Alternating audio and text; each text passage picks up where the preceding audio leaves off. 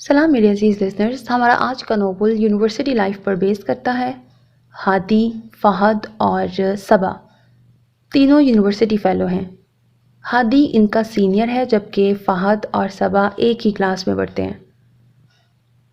शुरू में तो इनकी काफ़ी नोक झोंक रहती है और सीरियस वाली भी लड़ाई होती है सबा की और फ़हद की। इनमें जो हादी है उसकी मदर की सबा और फ़हद दोनों की मदर्स के साथ दोस्ती होती है। तो जब हादी की बहन की शादी होती है तो वहाँ पर इन दोनों की भी मदर आती हैं। फिर वहाँ पे फ़हद की मदर को हीरोइन पसंद आती है सबा, तो वो उसके घर रिश्ता भेजती हैं, लेकिन सबा राज़ी नहीं होती है दिल से इस रिश्ते पर। इसकी क्या रीज़न है, इसके पीछे एक स्टोरी है और फ़हद और हादी इन दोनों में से एक नेगेटिव कैरेक्टर है और एक हीरो है। तो कौन विलन है कौन हीरो है इन दोनों में से, ये आपको नॉवल सुन के ही पता चलेगा। Hope that you like it. अपना बहुत ख्याल रखिएगा नेक तमन्नाओं के साथ। अल्लाह हाफिज़। और हाँ, इस नॉवल की हैप्पी एंडिंग है ऑब्वियसली। अल्लाह हाफिज़।